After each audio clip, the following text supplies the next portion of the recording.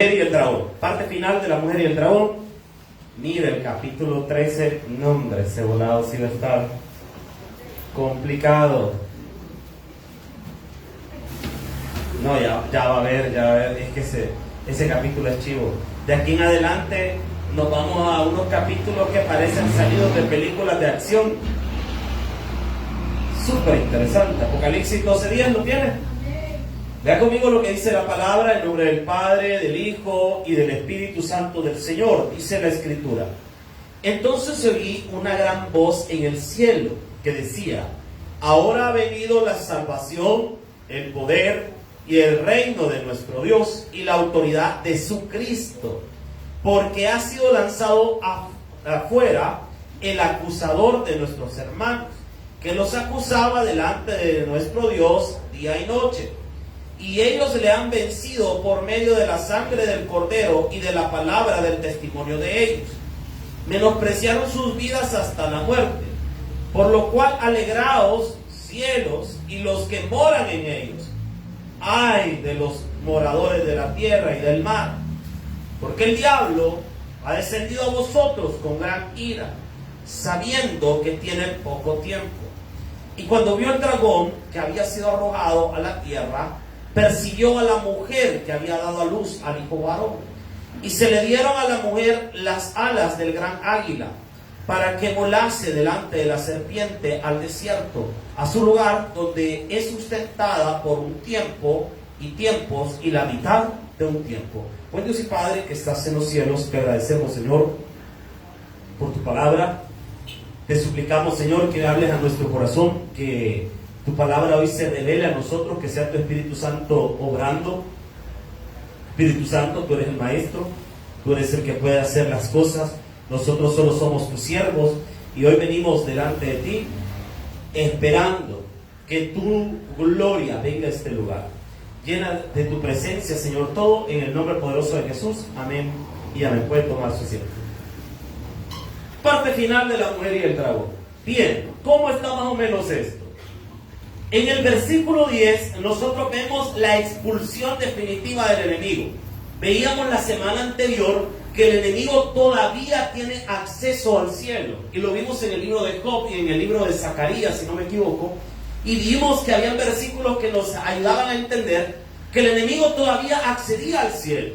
Y en el versículo número 10 también nosotros vemos a qué es que subía el enemigo. La pregunta del millón sería: ¿por qué Dios lo permite?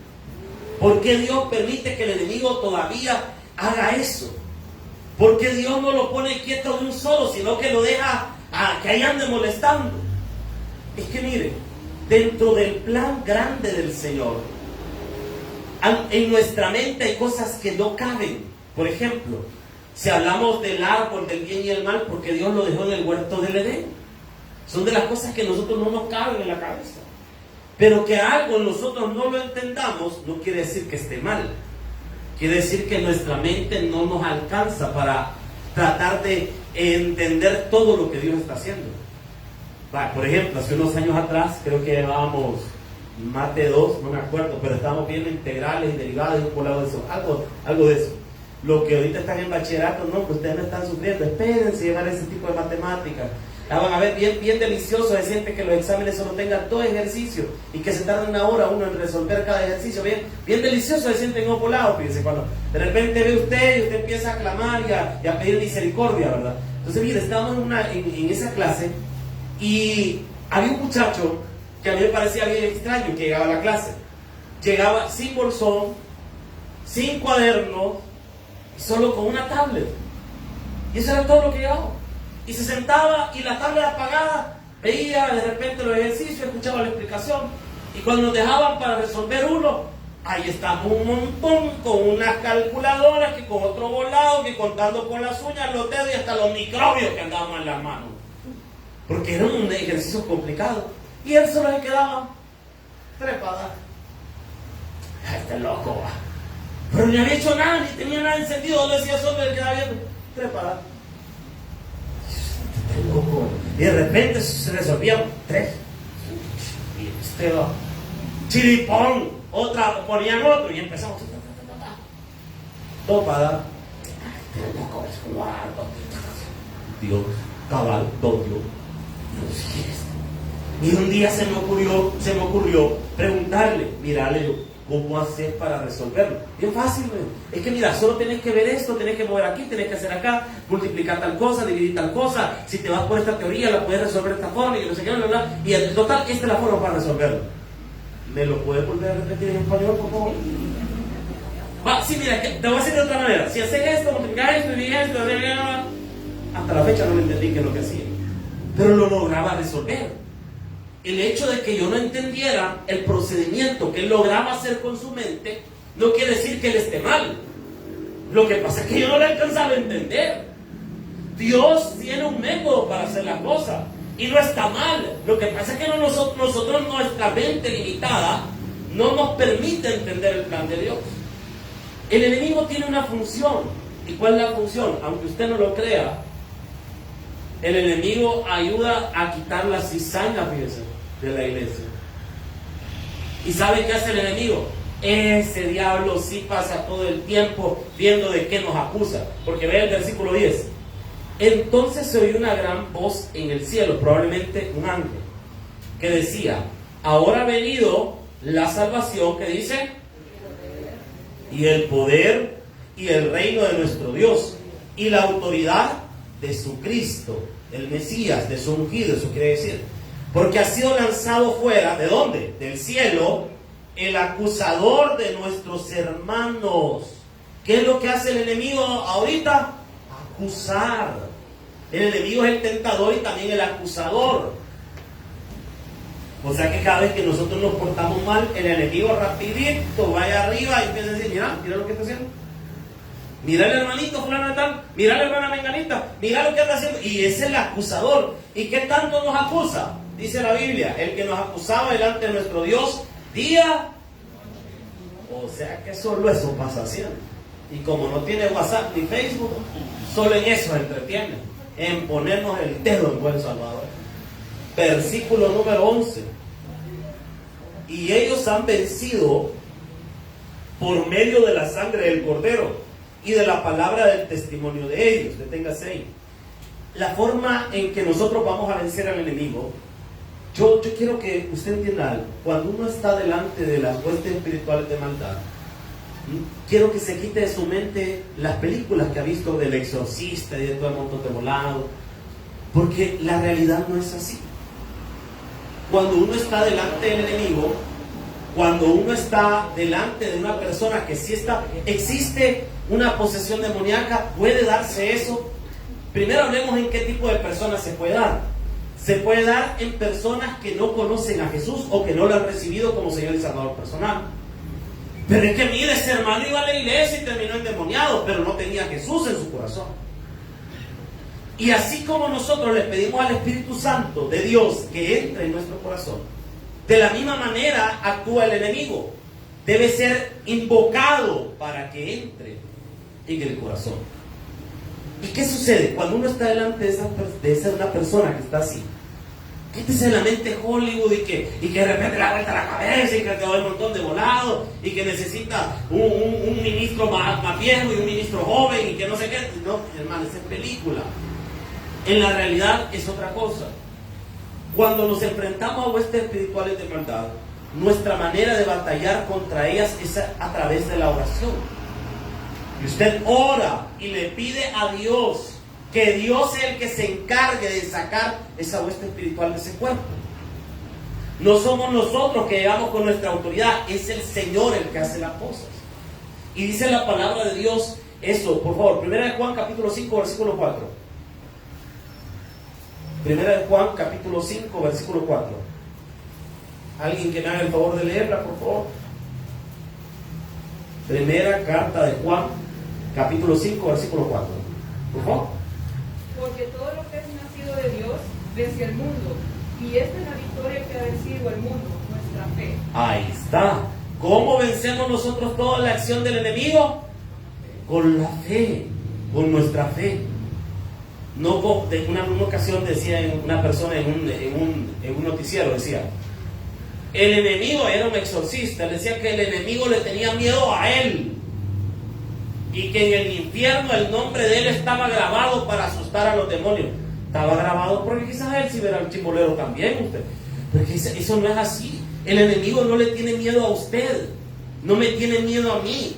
El enemigo respeta la presencia de Dios y le teme, porque dice la carta a Santiago que los demonios creen y tiemblan, dice la palabra de Dios, ante el nombre del Señor. El problema es que nosotros hacemos más grande al enemigo de lo que realmente es. El enemigo no puede controlarlo a usted, puesto que usted está lleno de la presencia de Dios. Y donde está la presencia de Dios, al enemigo no llega, hermano. Y usted tiene que estar con esa seguridad. Por eso es que dice la palabra del Señor en este versículo número 11. Y ellos han vencido por medio de la sangre del Cordero, del Cordero y de la palabra del testimonio de ellos. Menospreciaron su vida hasta la muerte. Mire, una de las cosas interesantes es que en la época de la tribulación, o el periodo tribulacionario que dura 7 años, será una época de mártires. Cuando la iglesia comenzó fue una época de mártires. Muchas personas murieron por la fe. Cuando la iglesia inicia en un lugar es una época de mártires. Hoy gozamos de la gracia de Dios. Ya es raro ver a una persona que realmente esté sufriendo por el evangelio de la manera de esa, que los mataban y esa cosa. A excepción de esos países que tienen una religión bien fuerte y tienen una ideología diferente. Pero ahora usted puede venir a la iglesia bien tranquilo y usted no tiene problemas. Nadie le va a decir nada. Es más, usted puede andar con una gran camisa que dice Cristo salva y nadie le va a decir nada. A menos que esté loca a otra persona y se la agarre contra usted, pero de lo contrario, nadie le dice nada. Usted puede andar una gran Biblia en la mano, como esa que andaban vendiendo los de la Casa Océano, se recuerda, una grande Biblia dorada que supuestamente el borde era de oro. Se lo bajaron a uno, hermano. Solo por el precio del de oro, ¿verdad? Pero mire, y el montón de la gran Biblia, y nadie le va a decir nada. Se va a terminar quizás arruinando la espalda de lado de tanto andarla cargando, pero ahí nadie le va a decir nada. Usted puede salir con una bocina a predicar y se pone en una esquina, a lo mucho quizás un vecino se moleste por el ruido, pero no pasa nada. No hay más que eso. Gozamos un tiempo de bendición, hermano, porque a nosotros nadie nos persigue. Pero en el periodo de la tribulación, a todas las personas que afirmen ser creyentes, las van a perseguir y las van a matar. En el periodo de la tribulación. Ahora, quiero que avance porque quiero llegar al siguiente versículo, que este es el que me interesa. Versículo número 12. Aquí ya entran los chivazos, miren. Por lo cual, alegraos, que dice, porque ya no va a llegar el enemigo, y los que moráis en ellos. Pero vea, punto y seguido. Hay una exclamación ahí. Le he explicado a usted que el hay con H significa ¿qué? De haber, gracias. Y el hay sin H, de dolor, exactamente. O sea que esta es una expresión de dolor, ¿sí o no? Ay de los moradores de la tierra y del mar, porque el diablo ha descendido a vosotros. ¿Cómo está contento? Con gran ira, está enojado, sabiendo que tiene. Es que mire, el enemigo sabe y conoce los tiempos. Y el enemigo sabe que tiene poco tiempo. Y que ese tiempo lo va a aprovechar para hacer pedazos. Quiero que note lo siguiente. Del versículo 1 al versículo 6 del capítulo 12, vemos la fase histórica. En esta fase nosotros vemos la historia de la mujer y el dragón. Cómo el dragón a lo largo de la historia ha perseguido a la mujer. ¿Y quién era la mujer? Israel. Y cómo el enemigo persiguió a esa mujer. Lo vimos que tiene 7 cabezas. Y cada una de esas cabezas era un imperio que siguió a la mujer. ¿Estamos hasta ahí? Del versículo 7 al versículo 12 vemos la guerra celestial, donde vemos al enemigo atacando las huestes celestiales y los celestiales atacando al enemigo. Pero del versículo 13 al 17 vemos la batalla en la tierra, es decir, la hostilidad final del enemigo hacia la nación de Israel. Vemos la preparación de la batalla de Armagedón y vemos el último gran exterminio de judíos en la tierra. ¿Por qué? Porque el enemigo va a perseguir a la nación de Israel. ¿Ustedes creen que esa persona llamada Adolf Hitler, que fue un loco totalmente, ustedes creen que fue pila de él así nomás de decir que odiaba a los judíos y que los quería matar? ¿Quién le puso eso en la mente a Adolf Hitler? El diablo. Y le movió la mente. Y utilizó el enemigo a toda una nación para armar una maquinaria de muerte llamada el Holocausto. Qué horrendo tiempo fue para los judíos y de persecución. Es que el enemigo está en contra de Israel. El enemigo rechaza a la nación de Israel. El enemigo está en contra de usted también, que representa a Dios. Y eso sépalo, nosotros no tenemos lucha contra carne y sangre, sino contra ¿quiénes? Contra huestes espirituales de maldad. No es el vecino que a usted le quiere amargar la vida, hermano. Ese es el diablo.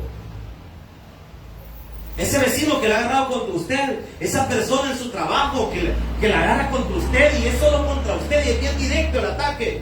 ¿Sabe qué es ese? El diablo. Ese compañero de la escuela que solo habla mal de usted y lo ataca y lo ataca y lo ataca y lo ataca y usted no le ha hecho nada y usted le cae mal y solo porque sí. Es que no es usted, es el enemigo que está buscando destruirlo a usted por lo que usted representa, porque usted es un hijo de Dios. Ahora, hay algo interesante en esta porción. Vean lo que dice la palabra: porque el diablo ha descendido a vosotros con gran ira, sabiendo que tiene poco tiempo. Vamos a ver cómo es que el enemigo va a atacar a la nación de Israel y al resto de creyentes que se encuentran en el periodo de la tribulación. 13. Y cuando vio el dragón que había sido arrojado a la tierra, persiguió a la mujer que había dado a luz al hijo varón. Aquí empieza una persecución hacia todo el pueblo de Israel. Mire, aquí hay dos cosas que nosotros tenemos que entender. Hay personas que le llaman a Israel el reloj de Dios, el reloj profético de Dios. Israel no había, estamos viendo un tiempo, hermanos, que es un tiempo que muchas personas anhelaron ver.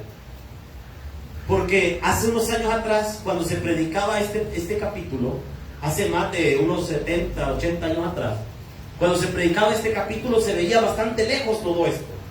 ¿Por qué? Porque Israel no existía como nación. No existía como nación. No había un Estado de Israel. Por muchos siglos no hubo un Estado de Israel. ¿Cuándo se destruyó la nación de Israel? En el año 70 después de Cristo. Anótelo ahí. Destrucción del pueblo de Israel, año 70 después de Cristo. Estamos hablando hace un montón de tiempo atrás. Hoy estamos en el año 2022. Réstele a 2022 70. ¿Cuántos años no son?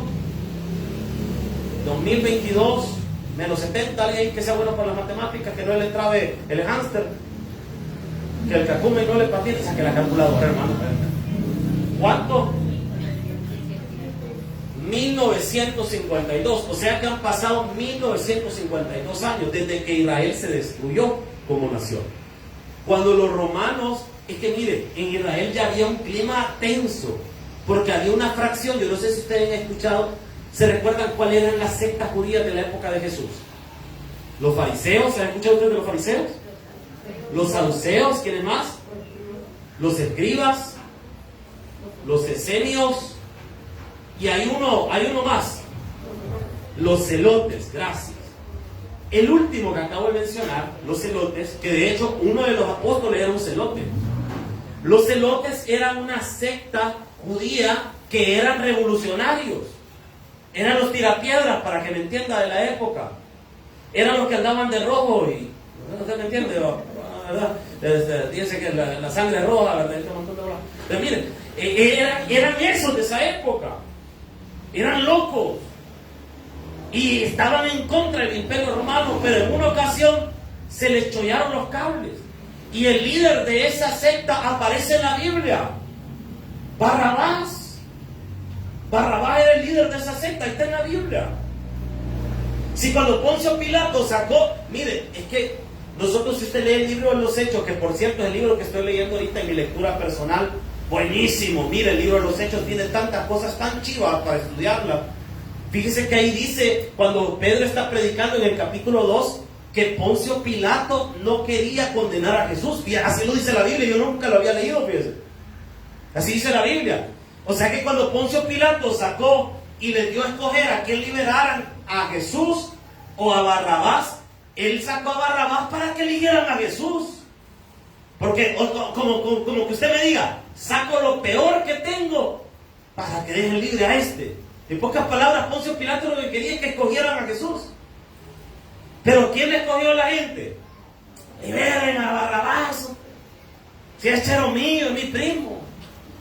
Liberen a Barrabás. No se quede viendo así, que nosotros también escogemos a Barrabás a veces. Cuando en lugar de escoger a Dios, escogemos otra cosa, estamos escogiendo a Barrabás. Ahora le pregunto a usted, lo voy a decir hasta en árabe, ¿cuál es tu Barrabás? ¿O quién será tu Barrabás? Mira, es tremendo. Entonces, y lo ponen a escoger. Y Barrabás, el líder de esa secta, sale, solo adivina qué, a seguir haciendo la guerra a los romanos. Y en el año 70 sucede algo bien interesante. El general Tito, que fue el primero en llegar, lo llaman a Roma de regreso y manda a su hijo, el señor Tito Flavio Vespasiano. No se le olvide ese nombre. Tito, Flavio, los nombres romanos iban así. El nombre primero es el nombre propio de la persona, él se llamaba Tito, de los Flavios y Vespasiano. Es decir, son los nombres paternos, porque ahí no había los nombres maternos, no se le daban los nombres maternos, solo los nombres paternos. Es decir, si estuviéramos en el tiempo romano y con mi esposa tuviéramos un hijo, no se llamaría Melgar González, sino que sería Melgar Ortiz, heredaría mis dos apellidos, porque en la herencia romana no había un respeto hacia la figura de las madres, no había un matriarcado ni nada de eso, sino que era un patriarcado propiamente. Entonces se le daban los nombres de los del padre. Entonces Tito era el nombre de los Flavios y Vespasiano. Entonces mire, este señor, que por cierto, este Tito Flavio Vespasiano era hermano no de sangre, pero sí por ¿cómo se llama? Por adopción, del señor Flavio Josefo, que escribe un libro que nos ha servido tremendamente a los cristianos, que se llama Antigüedades de los Judíos. En ese libro, Flavio Josefo describe lo que ocurrió en el periodo romano. ¿Sabían ustedes que en ese libro aparece Jesús? Y Flavio Josefo, que era un romano prácticamente, él contaba acerca de que había un judío que hacía milagros, que hacía cosas. Mire, es increíble, porque estamos hablando de un libro de historia que habla de las cosas de Jesús. Es impresionante. O sea, para favorecer a nuestra creencia, ese libro es fundamental, porque lo escribió no una persona cristiana, sino una persona no cristiana. Y ese libro concuerda con la narración del libro de los Hechos y con la narración de los 4 evangelios. Bien interesante. Entonces, este señor, con ese nombre tan guapo, para que usted lo ponga a su cipote, Tito Flavio Vespasiano, imagínense, póngale Vespasiano, es bonito el nombre, para que usted vea ahí para el cipote. Entonces, miren, este señor empezó a cazar a todos los celotes y a matarlos. Este fue el primero en tener el plan control territorial. Este se metió con todos. Y el último bastión de los judíos que sobrevivió, se refugiaron en un lugar llamado Masada, que es una gran montaña que está en Israel. Y en la cúspide ahí había hecho el señor Herodes, había hecho su palacio. Y ahí se fueron a refugiar. Y todos los judíos que habían quedado, que eran celotes, que habían quedado ahí arriba, se terminaron suicidando para que el imperio romano no los matara. De hecho, las fuerzas israelitas ahí iban a hacer su juramento en ese lugar, los soldados israelitas en Masada, y hacen más o menos su juramento, reza de la siguiente manera: jamás Masada volverá a caer. Ese es el juramento que hacen los soldados judíos, que no van a permitir que otro extranjero venga y destruya su nación, porque después de la caída de Masada, todos los judíos que sobrevivieron se fueron por el mundo, los que lograron salir libres sin convertirse en esclavos, y se empezaron a esparcir por el mundo. Y aquí viene la grandeza del Señor y cómo Dios protege a su pueblo. A pesar de que no estuvieran en un estado que los uniera, los judíos conservaron su línea de sangre. Eso es un milagro, ¿no? Y se tuvieron que ir, y usted no sabe, pero lo han expulsado de un montón de países europeos en la historia. Lo expulsaron los franceses, lo expulsaron los portugueses, lo expulsaron los alemanes, lo expulsaron en la Edad Media también los españoles. Que en España muchos de los judíos tuvieron que cambiarse el apellido para que no los persiguieran. Los apellidos como los Flores, todos estos apellidos que tienen que ver con la fauna y con la flora, supuestamente son los famosos apellidos sefaratíes, que son judíos que se tuvieron que cambiar el apellido para que no los echaran. Pero hasta el 14 de mayo, y usted escriba ahí también, 14 de mayo de 1948, de nuestra era, Israel vuelve a ser una nación. Y esto es lo que es interesante. Si este Israel que estamos ahora, que lo vemos, que sabemos dónde está ahora, que volvió a ser un estado, no sabemos si lo van a volver a expulsar. Porque si lo vuelven a expulsar, la venida de Cristo está bien lejos. La venida de Cristo está lejos. Si ellos no vuelven a ser una nación, si algo pasa de repente y los expulsan de su tierra y se van de nuevo, entonces déjenme contarles que la venida de Cristo está lejos.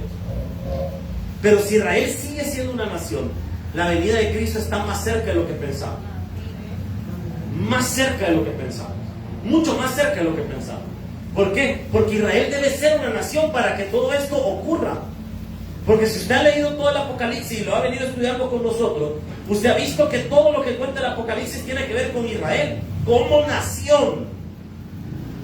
Y dice la palabra del Señor, estamos en el 13: y cuando vio el dragón que había sido arrojado a la tierra, persiguió a la mujer que había dado a luz al hijo varón. 14: y se le dieron a la mujer las dos alas del gran águila. Deténgase ahí.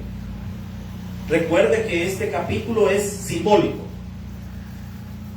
¿Qué representan las alas?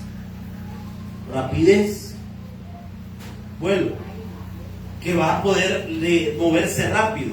Está hablando del poder que Dios le va a dar a Israel para huir del ataque del enemigo. Porque el enemigo lo persigue. En el versículo 13 acabamos de ver que anda persiguiendo, ¿sí o no? Y el 14 dice: y se le dieron a la mujer las dos alas del gran águila, para que volase delante de la serpiente. La serpiente ya sabemos que es siempre Satanás. Al desierto, al lugar donde es sustentada por un tiempo y tiempos, y la mitad de un tiempo. Un tiempo, póngala ahí. Si usted tiene un cuaderno donde está anotando, póngale, haga como una tablita así. Póngale tiempo igual un año, tiempos igual 2 años, y lo último que dice ahí, mitad de un tiempo. ¿Qué sería? Si un tiempo es un año y la mitad sería 6 meses. O sea que estamos hablando 3 años y medio. Porque lo que estamos leyendo, el ataque de Satanás hacia la nación de Israel, va a ocurrir a la mitad de la tribulación. Y por eso que los últimos 3 años y medio de la tribulación, Israel lo va a pasar en el desierto, siendo perseguido. Y dice el versículo 15: y la serpiente arrojó de su boca tras la mujer agua como un río, para que fuese arrastrada por el río. Explico esto. De nuevo, simbolismo. Un río saliendo de la boca de una serpiente. Eso jamás va a pasar, ¿verdad? Por más que esté de la anaconda. ¿Han visto ustedes la película Anaconda? Bien fea película, ¿verdad? Solo la 1 es más o menos chiva, pero ya la otra no sirve. Y una anaconda toda eléctrica, y mire como que no sirve. Entonces mire, por más grande que sea la culebra, no hace mucho. Mire, uno que se ha criado en la ciudad, cuando llega a los pueblos y se topa con las culebras, no, hermano, no sufre. Una vez allá en San José Montañita comiendo, estábamos en el comedor con los hermanos, y de repente un hermano dice: Empecé a oler así, porque bien, la gente hasta siente el olor. Yo no sé si es cierto lo que tiene esa experiencia, no pueden confirmar o negar. Dicen que las culebras dejan un olor, yo no sé si sea cierto. Pero el hermano de repente eso, siento olor a culebra, digo. Y yo me siento me he bailado y no he emitido ninguna opinión para que, ¿verdad? Salió la serpiente ahí, va. Nada, ¿y qué ha pasado? Y de repente, arriba está, digo, voy a traer un palo, y yo no lo había visto. Y es lo mejor de estarle dando a los frijoles y comiéndolo, porque pues usted sabe que uno de cristiano es bueno para el diente, ¿verdad? Es lo mejor de estarle dando. Y de repente vi que estaba apoyando el techo. Y cabal en medio de mi plato, ¡plá! Cabal lo mismo hice yo, hermano. Me hizo para, no hombre, y el hermano sacó el cuerpo y lo partió a la mitad. Sigue comiéndome. No, gracias. Me huele hambre, ¿verdad? Ahí estamos bien. Por más grande que sea la serpiente, no le va a salir un río de la boca. Obviamente esto es algo simbólico. Cuando nos topamos con algo así, debemos tratar de entender algo. Lo que nos está hablando es la fuerza destructora con la que el enemigo va a atacar a la nación de Israel. Cuando una serpiente ataca, ¿con qué parte de su cuerpo ataca? Con la boca. Porque la serpiente se defiende con su boca. La serpiente no le va a tirar un colazo, al menos que sea no sea una serpiente rara que tira un colazo, pero no es esa culebra la que está hablando acá. O como dice mi cuñada, enróllate, culebra. Entonces,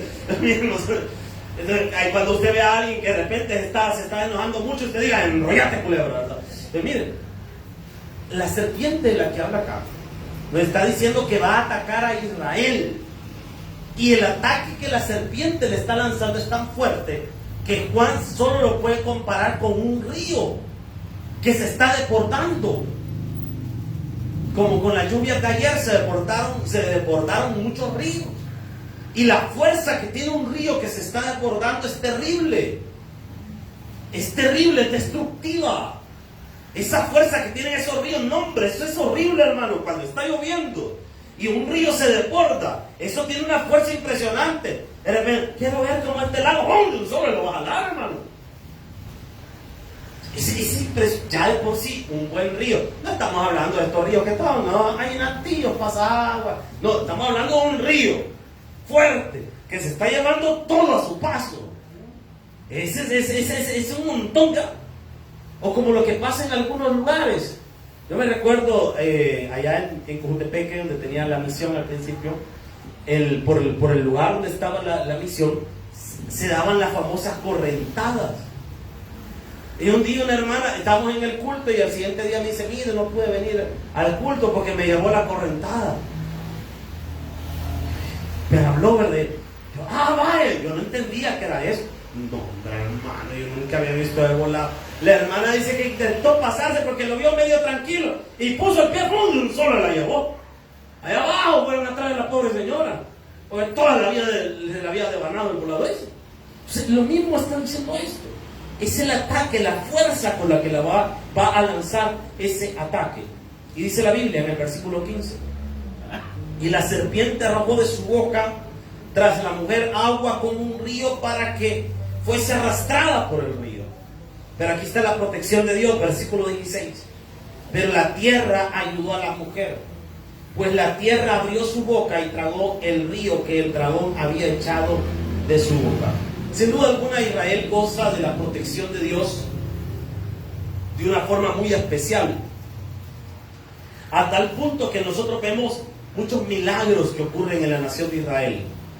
¿Sabía usted que la nación de Israel a diario es bombardeada y nunca caen las bombas en Israel gracias a un sistema que ellos han creado que se llama el domo de hierro? Y les lanzan ataques. En el momento que viene el misil para atacar, sale otro misil de Israel y le pega en el aire. Y la gente a veces ni cuenta de edad. Pero todos los días son atacados. Y todos los días la mano del Señor los protege. Se cumple lo que dice Isaías capítulo 54, versículo 17. Alguien que me haga el favor de leerlo. Isaías capítulo 54, versículo número 17. Isaías 54, 17. ¿Alguien que me haga el favor de leerlo? Por favor. Ninguna arma forjada contra ti prosperará, y condenará por el lengua que se levante contra ti en juicio. Esta es la herencia de los siervos de Jehová, y su salvación terminará, dijo Jehová. A mí ese versículo me llega, porque en primera instancia le está hablando a la nación de Israel. Dice, ningún arma forjada, que dice, contra ti prosperará. Y eso se cumple en la nación de Israel. Por más que le tiren volado, no prospera. Dios los protege. Y me gusta lo que dice la última parte del texto, porque ahí hay una apertura para todos nosotros que le servimos al Señor. Porque dice la palabra de Dios, ¿cómo dice ahí la última parte del versículo? Porque esta es la herencia de ¿quiénes? De los siervos de Jehová. Es la herencia de los siervos de Jehová. Se da cuenta que servirle a Dios paga bien. Porque dice la Biblia, es la herencia de los siervos de Jehová. Y me gusta porque ese versículo en primera instancia es para Israel, pero la última parte se abre para toda aquella persona que es siervo de Dios. Usted que le sirve al Señor, usted tiene una garantía. ¿Y cuál es? Que toda arma forjada que contra usted se ejecute o algo, no se puede, no lo toca. No lo toca. Nosotros creo que hoy el Señor cumplió este versículo con nosotros unas 6 veces en el camino. Porque fue a pasar consulta a usted. Y mire, nos topamos con un montón de gente, pero que a saber cómo es que le regalaron la licencia, se la dieron, que le salió en el conflate, o a saber. Pero un montón de gente imprudente, nos libraron un choque. Y de uno que yo no sé ni cómo logré hacer para frenar. Porque una señora frenó en un solo. Pero mire, si es que íbamos en bajada. Ya de por sí cuesta frenar en una bajada. Y yo no sé cómo fue, pero fue un microsegundo. Mire, como el carro estándar, puse neutro, puse el freno, levanté el freno de mano. En cuestión de en un segundo.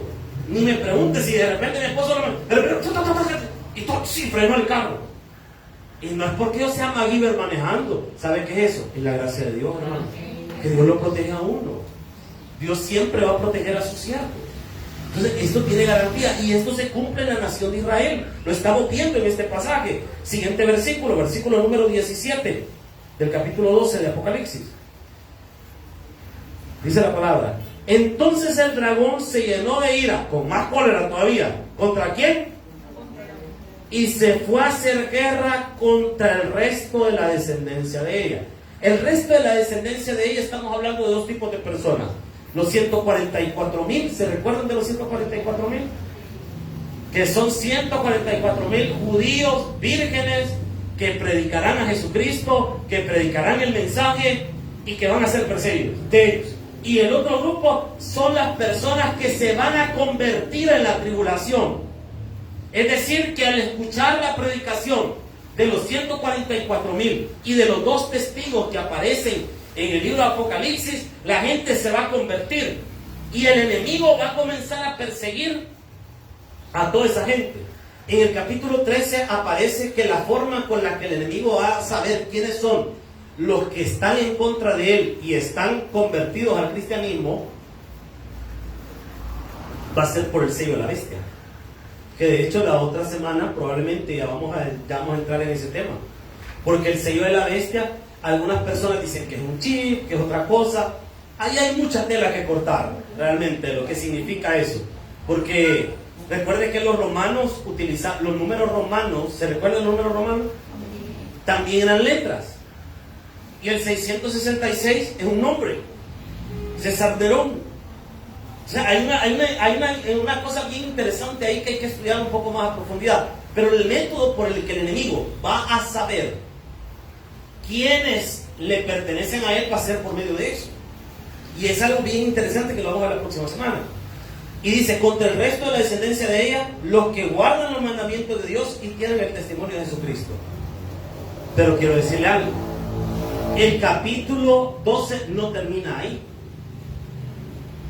Hay un versículo todavía que en nuestra Biblia, en los traductores de la Biblia, recuerden que nosotros tenemos una traducción. Amén. La Biblia no tiene errores. El mensaje de la Biblia no tiene errores, pero las traducciones sí. Las traducciones sí. La Reina Valera 1960, que es la reina de las traducciones, tiene un errorcito. Ahorita le vamos a sacar un clavito a la reina de las traducciones. ¿Y cuál es ese clavito? El capítulo 13, versículo 1. La primera frase, la primera parte del versículo 1 del capítulo 13 que aparece en Reina Valera, en realidad pertenece al capítulo 12. En los escritos más antiguos, el versículo número 17 no es el final del capítulo 12.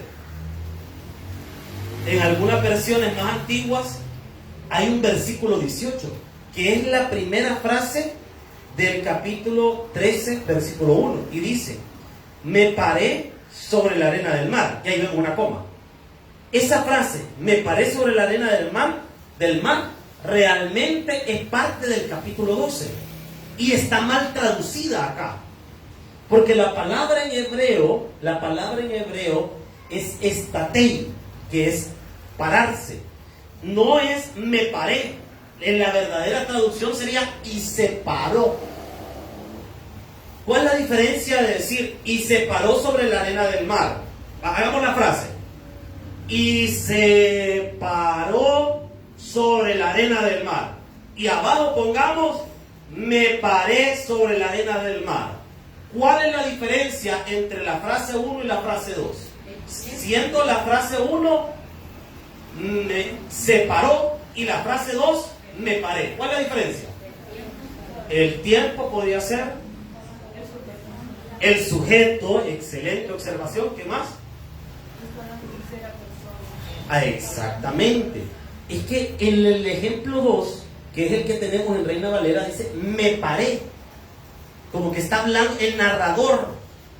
Es decir, Juan está diciendo que nos da la idea en este versículo que él se paró, pero el texto original no dice que Juan se paró.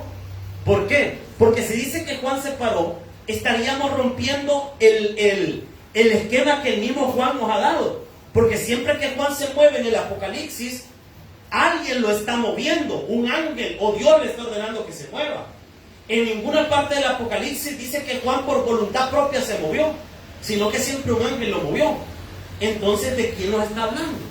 Para esto necesitamos ir a otra traducción de la Biblia. No sé si me puede hacer favor, hermana Marina, a la versión NBI, 13.1 en NBI. Solo hay dos traducciones de la Biblia que aclaran este texto de una forma apropiada. La primera es NBI y la otra versión está en inglés, que es la The New English Bible. Se me salió la gringada, perdón. O en salvadoreño sería la nueva Biblia en inglés, algo así sería. Vamos a ver, NBI 13.1, por favor. Ya va a ver. Porque es que la idea es diferente. Decirle que después le van a marcar. Mire cómo hace la diferencia NBI. No lo pone a la par porque no está hablando del mismo tema. Respetando que esta parte del versículo no pertenece al capítulo 13. Pero como en la mayoría de Biblias se tradujo dentro del versículo 13, del capítulo 13, versículo 1, NBI respetó eso. Pero para también respetar la versión original, lo pone aparte. Por eso dice, y el dragón se plantó a la orilla del mar. Eso responde a nuestra pregunta de quién es el que se paró a la orilla del mar. ¿Quién es el que paró entonces a la orilla del mar? El dragón. ¿Y quién es el dragón? Satanás. ¿Por qué el dragón? Ajá. Ahí se aparece. Gracias. Ajá, léalo. Entonces el dragón se plantó a la orilla junto al mar. Gracias. Se aparece un 18, ¿verdad? Sí. Es que en los textos más antiguos, en los escritos más antiguos, aparece esa diferencia. Por eso cuando usted estudia la Biblia, si usted quiere meterse lleno en el estudio de la Biblia, es bueno comparar versiones. Porque usted y yo no hablamos hebreo ni hablamos griego. Pero es bueno comparar versiones para ver los diferentes temas que aparecen ahí o las diferentes formas en las que se escribe un versículo. Es que miren, el problema de Reina Valera es que Reina Valera está en un lenguaje que nosotros no hablamos así. Está en castellano. Y nosotros hablamos salvadoreño. Uno no se levanta y dice, pues qué hermoso día Dios me ha dado esta mañana. Vale, qué hermoso día. Estoy flipando de alegría. Uno no habla así. Uno, ¿cómo se levanta? ¡Qué chivo! Amaneció ahora. O sea, ¿me entienden? No, por eso nos cuesta. Hay una barrera de idioma acá. Y nos cuesta comprender la idea. Por eso es que es bueno que toda persona que estudia la Biblia sea una persona que tenga varias traducciones de la Biblia. Ahora estamos en una época de tanta bendición que usted no necesita comprar ni siquiera esas traducciones. En el teléfono usted puede descargar, se mete a la Play Store y se va a encontrar un sinfín de versiones de la Biblia. Y usted las puede tener ahí, no tiene que gastar mucho. Y va a tener muchas versiones de la Biblia a su disposición. Entonces miren, y el dragón se acabó. 1, 2, 1, 2. Y dice la palabra del Señor. Esas pilas sí salieron buenas. Duraron casi un mes. Esas pilas sí salieron buenas. Y el dragón se plantó a la orilla del mar. Porque el dragón se paró a la orilla del mar. Porque va a ejecutar su plan B. ¿Y cuál es su plan B? Va a llamar a 2 secuaces que se van a presentar en el capítulo 13. ¿Y quiénes son esos 2 secuaces del diablo? El anticristo y el falso profeta. O sea que el enemigo se paró en la orilla del mar porque del mar va a sacar a esas 2 personas. ¿Qué representa la orilla del mar? El mundo. El mundo. El mar representa la multitud de personas. Yo me recuerdo la primera vez que fui al Tabernáculo Central y en el entrecultos, cuando termina un culto y empieza otro y se levanta toda la gente y comienza a hablar. Y usted se queda callado. ¿Cómo escucha ese mar de gente hablar? Y escucha el mundo como que si fueran olas del mar. O sea, se representa una multitud. Es decir, de la multitud de personas va a levantar a 2. Al anticristo y al falso profeta. El anticristo va a ayudar al diablo con el gobierno. Y el falso profeta va a ayudar al diablo con la religión. Y el falso profeta va a lograr algo que es el sueño de muchas personas: unificar todas las religiones en una sola religión. Y todas esas personas que el enemigo va a engañar a través del falso profeta, las va a llevar a que adoren al anticristo. Y el anticristo va a formar una imagen de sí mismo que se va a encontrar en todas las partes del mundo, donde la gente se va a arrodillar delante de esa imagen del anticristo. Y esta idea no es tan descabellada para nuestros días.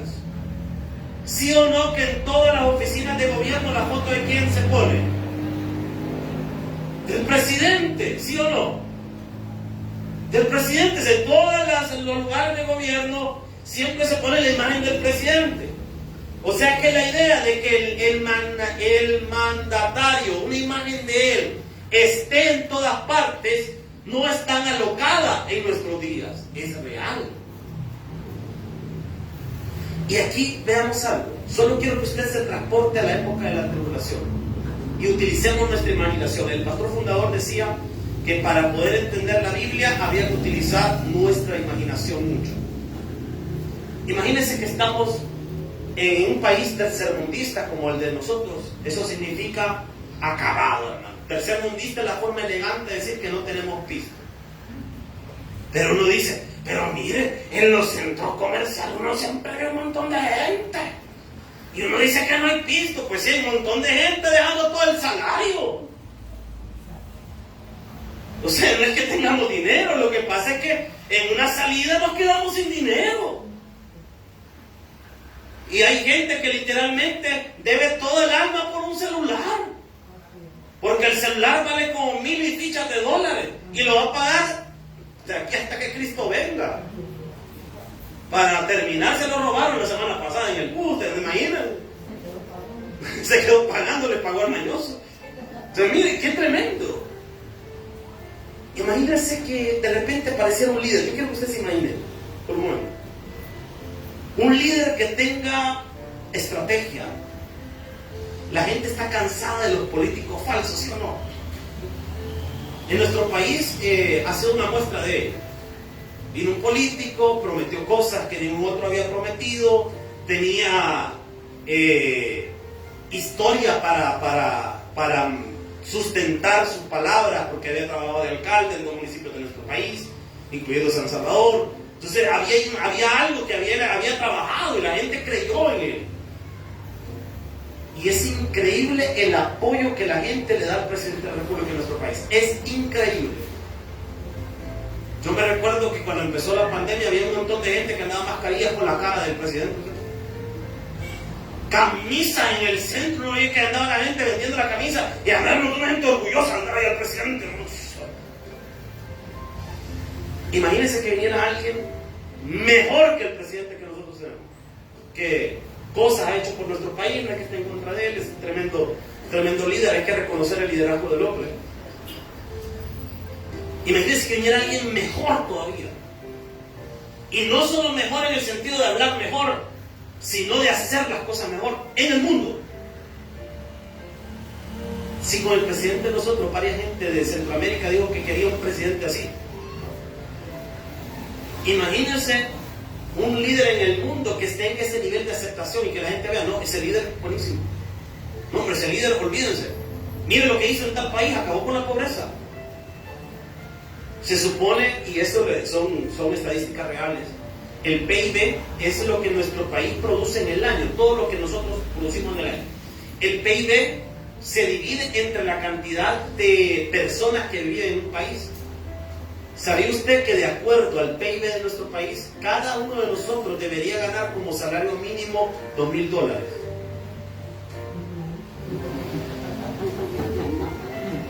¿Y cuánto es el salario mínimo? ¿Y dónde están mis $1,700? Diga usted. Porque la riqueza de nuestro país no se distribuye de manera ordenada. El 10% de la gente que vive en El Salvador es el que se queda. No es un discurso revolucionario, hermano. No, y después van a ir a tirar piedra, quemar llantas, más noche, quemar un incendio. No estoy hablando de eso. Solo lo que estoy diciendo es que se distribuye de manera inadecuada. El 10% de nuestro país es como que si fuera un embudo. El 10% de nuestro país recoge la riqueza. Aquí hay gente que se va a pasear a Europa. Sí, aquí hay gente que se va a pasear a Europa. Aquí hay gente que en la casa tiene parqueado un helicóptero. Yo lo he visto. Y es real lo que le estoy diciendo. Vive en otra esfera. Es que mire, si usted va del Salvador del mundo, es otro país.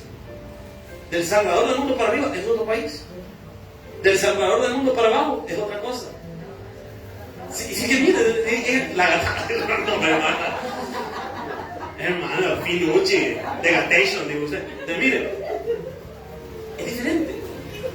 Pero imagínense que hubiera un líder que rompiera ese esquema y todos ganáramos lo justo y lo correcto. ¿Cómo estaría toda la gente del país? Con billetes y con sonrisa. Con billetes. Estarían felices. Y si este hombre se volviera a tirar para ser candidato otra vez, le aseguro que todos votarán por él otra vez. Porque estuvieran felices de lo que está haciendo. Eso va a pasar. Solo que ese líder va a ser el anticristo. Y va a haber un falso profeta que va a predicar la palabra del anticristo. Y todo eso va a pasar y lo van a ver las personas que se queden. Por eso es importante recibir a Jesús. Porque la única garantía para no ver todas estas cosas es tener a Jesús en su corazón. Un fuerte aplauso. Vamos a orar. Dios Padre que estás en los cielos, te agradezco, Señor, la oportunidad que me has dado, Padre, de estar en tu iglesia. Gracias, Señor, porque yo sé que has hecho un milagro este día en nuestras vidas. Y yo sé, Señor, que tú has obrado en misericordia. Gracias por tu palabra. Gracias por tu amor, Señor. Seguimos orando.